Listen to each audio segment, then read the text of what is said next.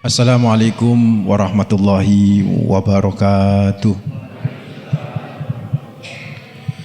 Alhamdulillah, assalatu wassalamu ala asrafil anbiya wal mursalin Sayyidina wa nabiyina Muhammadin wa ala alihi wa sahbihi wa man tabi'ahum bi ihsanin ila yaumiddin, amma ba'd.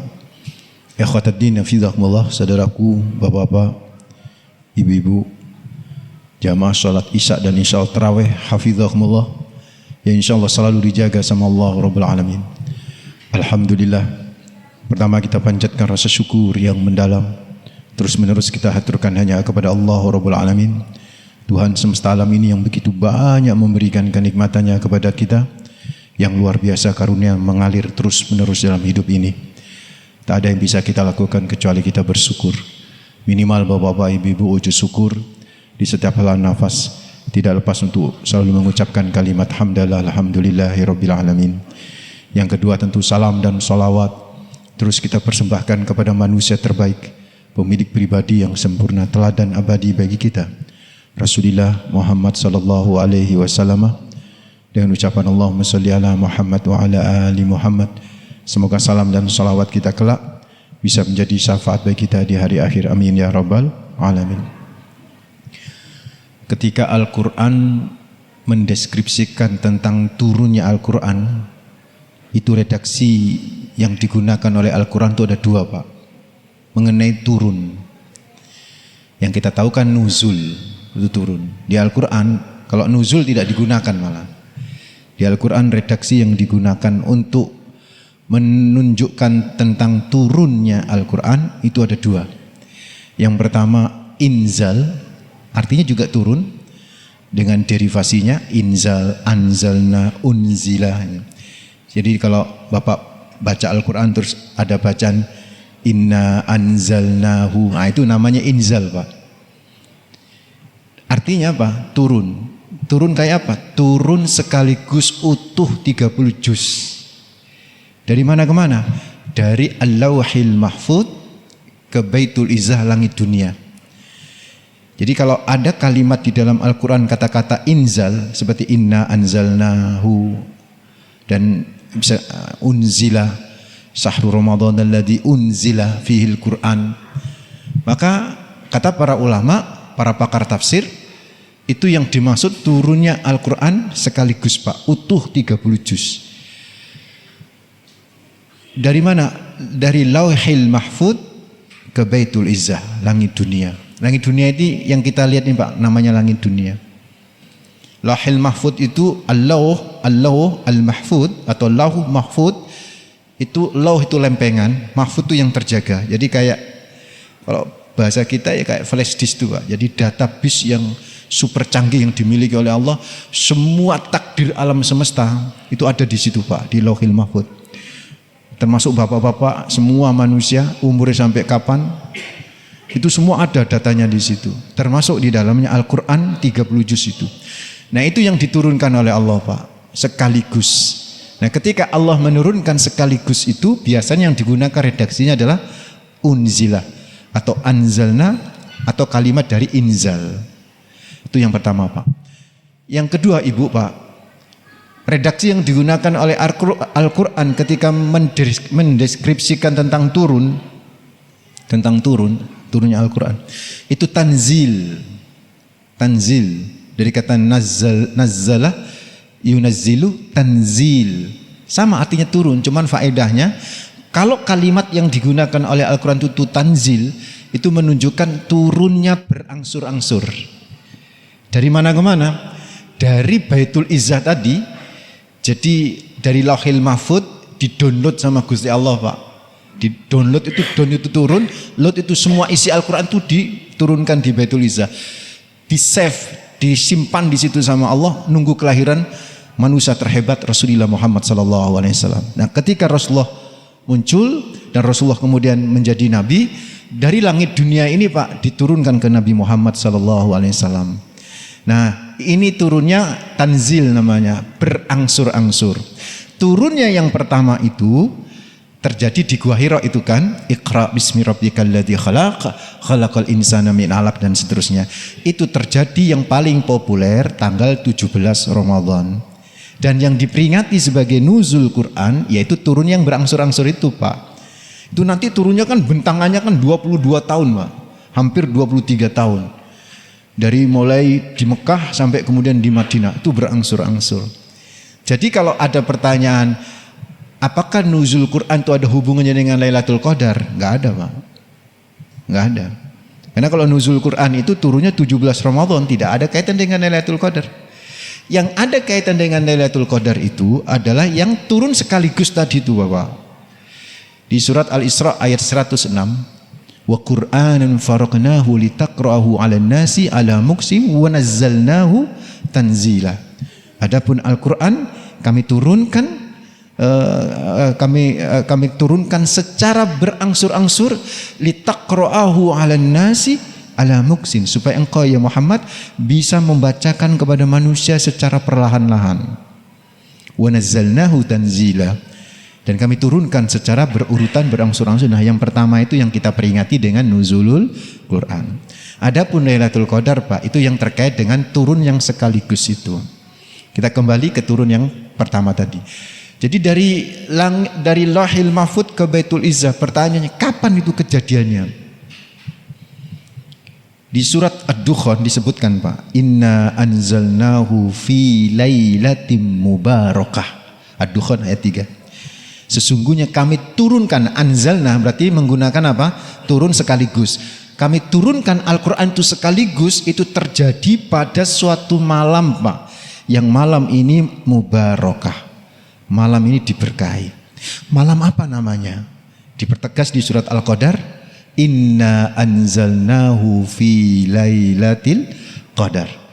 Malam yang diberkahi itu adalah malam Al-Qadar, yaitu malam yang penuh kemuliaan. Nanti akan saya jelaskan apa itu makna Al-Qadar. Dan masih belum bisa menjawab kapan itu kan, pertanyaannya kapan. Udah dijawab sama Allah, Ad-Dukhan ayat 3 sama Al-Qadar ayat 1, yaitu malam. Pasti malam, Pak, tidak siang turunnya, pasti malam. Yang turun sekaligus itu mesti bengi, Pak. Cuman kan belum menjawab kapan, karena yang namanya malam ini kan terdiri dari 365 malam. Sama Allah dipersempit. Di surat Al-Baqarah 185, Sahru Ramadan alladzi unzila fihil Qur'an. Unzila kan, inzal kan? Inzal, redaksinya inzal. Di bulan Ramadan diturunkan sekaligus Al-Quran tersebut. Berarti dipersempit, turunnya Al-Quran sekaligus dari Lauhil Mahfuz ke Baitul Izzah terjadi di bulan Ramadan, suatu malam di bulan Ramadan. Dan ini sudah dipersempit, fokus di bulan Ramadan. Tidak di luar Ramadan, tidak terjadi di Sya'ban, tidak terjadi di Muharram, tidak, hanya terjadi di Ramadan, malam-malam di Ramadan. Dipersempit lagi sama Rasulullah Muhammad SAW ketika sahabat-sahabat bertanya, kapan Kanjeng Nabi Lailatul Qadar itu? Nabi menjawab, uritu Lailatul Qadar wa nusituha, kata Rasulullah. Aku pernah diperlihatkan oleh Allah malam tersebut. Wa nusituha, tapi aku dibuat lupa sama Allah. Cuman ancer-ancernya kata Kanjeng Nabi, wal tamisuha fil asril awakhir. Carilah di 10 hari terakhir minal witr, yang diganjilnya. Jadi malam 21, malam 23, malam 25, malam 27, malam 29. Ini malam 24, Pak. Malam 21 sudah lewat. Malam 23 udah lewat. Masih ada kesempatan malam 25, malam 27, malam 29. Dan saya kasih bocoran, Pak, alhamdulillah. Saya dapat bocoran dari kitab Sahih Muslim. Di situ Ubay bin Ka'ab, pernah dengar nama Ubay bin Ka'ab? Ubay bin Ka'ab itu salah satu penulis wahyu, Pak. Berarti dekat sama Nabi, dekat sama Al-Quran, oke? Ubay bin Ka'ab itulah yang pertama kali manusia yang diperintah oleh Sayyidina Umar untuk mimpin sholat berjamaah tarawih 20 rakaat. Itu Ubay bin Ka'ab. Ubay bin Ka'ab. Nah, Ubay bin Ka'ab ini pernah bersumpah. Sekali Ubay bin Ka'ab, Pak, sumpah. Berarti kan iso dipercaya, Pak. Nek jenis disahal yang sumpah-sumpah ya jenengan boleh nggak percaya. Tapi ini yang sumpah sahabat senior yang dijamin ahli surga, Pak. Yang dekat sama Al-Quran, dekat sama Rasulullah.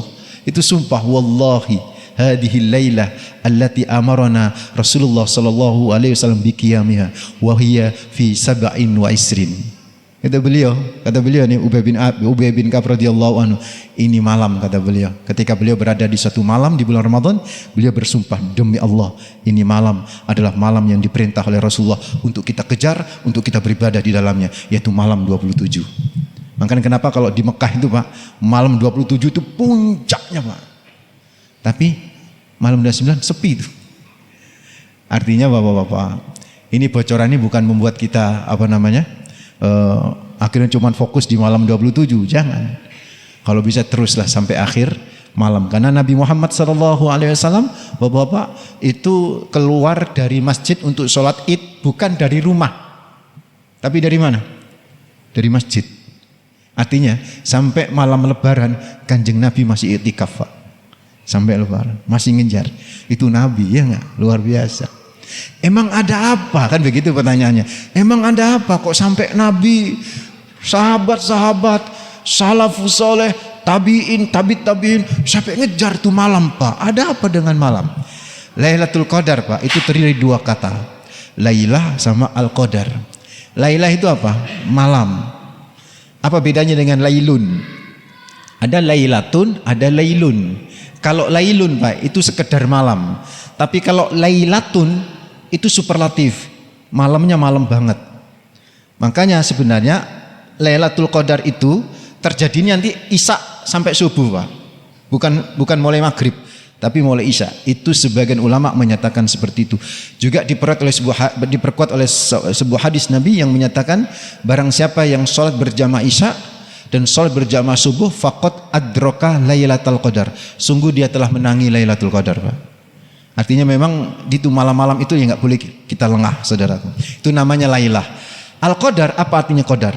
Qadar itu ada tiga Pak. Yang pertama, Qadar itu sebagaimana yang tiap hari Bapak selalu bilang, Qadarullah, Qadarullah, Qadarullah, takdir. Jadi Lailah itu malam, Qadar takdir, berarti Lailatul Qadar malam pentakdiran. Pentakdiran itu pemutusan bahwa seorang yang di malam itu mendapatkan Lailatul Qadar Pak, maka ditetapkan sama Allah, dikodar sama Allah, ditakar sama Allah, setahun akan datang dia selalu berbuat kebajikan Pak. Bukan berarti maksum. Bukan berarti maksum. Bisa jadi kepleset, jenenge menungso ya, kepleset. Tapi gara-gara berkah Lailatul Qadarnya itu Pak, keplesetnya nggak sampai kejelungup Pak. Keplesetnya nggak sampai kejelungup, nggak sampai parah, langsung eling maneh, oh kepleset, oh dosa, itu langsung ingat Pak. Kayak dibimbing itu selama setahun ke depan. Itu kemuliaan kalau kita menangin apa? Lailatul Qadar. Al-Qadar makna yang kedua apa Bapak? Al-Qadar makna yang kedua. Al-Qadar ini Pak, kalau ada sebuah ayat yang menyatakan wa man qudira alaihi rizquhu falyunfik mimma atahullah. Apa kata Allah dalam sebuah ayat? Barang siapa yang disempitkan rezekinya. Kudira itu artinya disempitkan Pak. Jadi Qadar itu artinya sempit. Jadi Lailah artinya malam, Al-Qadar artinya sempit. Jadi Lailatul Qadar artinya apa? Malam yang sempit penuh sesak. Penuh sesak dengan apa? Malaikat Pak. Why? Kenapa? Karena malaikat yang ada di langit, tanazzalul malaikatu warruhu fiha biidni rabbihim, atas izin Tuhan mereka Pak turun ke bumi Pak. Dipimpin oleh Jibril. Semua malaikat yang ada di langit turun ke bumi. Ya Israfil, ya Israel, semua turun Pak itu atas perintah Allah. Tapi malaikat yang di bumi nggak naik ke langit. Jadi apa yang terjadi? Penuh sesak Pak bumi itu Pak. Maka disebut Qadar. Qadar itu penuh sesak. Malam itu penuh sesak. Bapak kalau dusel-duselan nang pasar mungkin loro hati Pak. Tapi kalau jenengan dusel-duselan di pelataran Ka'bah Pak, oh nikmat Pak. Nek gak nikmat gak ono wong sampai dusel-duselan untuk mencium hajar aswad. Ada kenikmatan. Kenapa? Karena dusel-duselan itu auranya aura kebajikan. Nah sekarang kalau penuh sesak Pak, titik nyenggol malaikat, titik nyenggol malaikat. Nikmat. Itulah kenapa ciri-ciri orang yang dapat Pak, itu saat itu hati tenang banget. Kenapa? Karena didusel oleh ketenangan yang luar biasa, cahaya-cahaya malaikat itu saudara. Maka rasakan nanti bapak-bapak, malam-malam ganjil itu rasakan. Adakah ketenangan? Awalnya sumpek kok ya tiba-tiba tenang. Awalnya ada stres, masalah di rumah tangga kok tiba-tiba tenang. Itu berarti itu malaikat itu penuh sesak. Yang ketiga, makna Al-Qadar itu Pak, yang membuat kita disuruh mencari, yaitu kemuliaan. Jadi Lailah Al-Qadar, malam kemuliaan. Kenapa disebut malam kemuliaan? Karena nilainya Pak, kata Allah, khairum min alfi syahr, itu lebih baik daripada 1000 bulan. Bukan setara 1000 bulan loh ya. Saya nggak pernah ngomong Lailatul Qadar itu malam 1000 bulan. Enggak, malam 1000 bulan itu minimal 1000 bulan. Bayangkan Pak, bayangkan umur siapa? Umur umat Nabi Muhammad itu kan rata-rata kata Rasulullah, a'maru ummati ma baina sitin ila sab'in wa aqalluhum ma yajuzu dzalika. Kata Kanjeng Nabi, rata-rata umur umatku itu berapa? Antara 60 sampai 70 Pak. Yang lebih dari 70 itu baru bonus. Ingat ya, yang lebih dari 70 baru bonus. Jadi nek cuman 65 sik gurung bonus. Itu average, Umur average itu 60 sampai 70. Jadi yang bonus itu di atas 70. Itu kata Rasulullah Muhammad sallallahu alaihi wasallam. Pak, umurnya kan pendek umur Pak. Bandingkan dengan umurnya Nabi Nuh alaihissalam. Nabi Nuh itu kata Al-Quran surat Al-Ankabut ayat 14. Beliau tinggal bersama kaumnya saja Pak. Tinggal sama kaumnya saja. Falabisa fihim alfasanatin illa khumsina ama. 950 tahun. Tinggal bareng kaumnya. Berarti umurnya? Oh lebih Pak. Kata Imam At-Tabari, Nabi Nuh itu jadi nabi pada usia 350 tahun Pak. Terus bersama dengan kaumnya tadi berapa? 950. Berarti total berapa? 1300 tahun Pak. Ya kan? 1300 tahun. Fa'akhadahumut tufan wa hum dhalimun. Kemudian terjadi air bah kan? Fa'anjainahu ashabas safinati wa ja'alnaha ayatan lil alamin. Nabi Nuh diselamatkan dari kapal itu bersama dengan orang yang ada dalam kapal. Dan Nabi Nuh masih hidup kata Imam At-Tabari setelah turun dari kapal itu Pak, selama 350 tahun. Jadi total usia Nabi Nuh 1300 plus 350 1650 tahun. Itu ibadah tok Nabi Nuh Pak. Oh bukan ngiri ya di umat Islam. Tapi jangan ngiri Pak, jangan jealous. Ternyata umat Islam diberi namanya percepatan waktu sama Allah, namanya kuantum Pak, yaitu Lailatul Qadar. 1000 bulan Pak, itu setara dengan 83 tahun.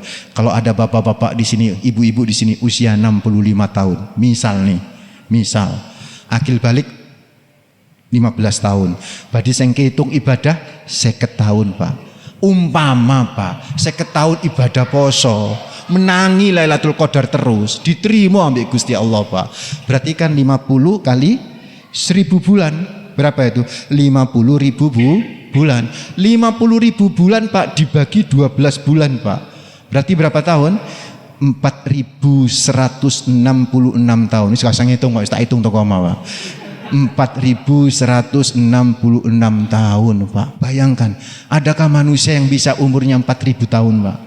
Enggak ada, kecuali umat Islam hanya dengan usia 50 tahun ngal barokah Lailatul Qadar Pak. Bisa usia kita 4000 tahun. Tapi jangan gagal paham Pak. 4000 tahun itu di sisi Allah berapa hari Pak? Cuma 4 hari. Karena inna yauman inda rabbika ka alfi sanatin mimma ta'udun. Satu hari di sisi Tuhanmu itu setara 1000 tahun menurut perkiraan. Artinya 4000 tahun itu 4 hari bersama Allah Pak. 4 hari bersama Allah. Itu mulia banget. Bayangkan Pak, kalau tidak pernah menangi Lailatul Qadar dalam hidup kita, kita sedetik gak akan pernah bersama Allah Rabbul Alamin. So, andai ku dapat Lailatul Qadar tiap tahun Pak, sungguh kita akan bisa berlama-lama bersama Allah nanti di akhirat. Mudah-mudahan malam ini dan malam-malam berikutnya menjadi malam-malam terbaik dalam hidup kita, sehingga Ramadan kali ini saudaraku kita bisa dapat Lailatul Qadar, sehingga umur kita ada percepatan melebihi umurnya Nabi Nuh alaihissalam. Mudah-mudahan bermanfaat. Aqulu qouli hadza astaghfirullah li wa lakum innahu wal ghafurur rahim. Assalamualaikum warahmatullahi wabarakatuh.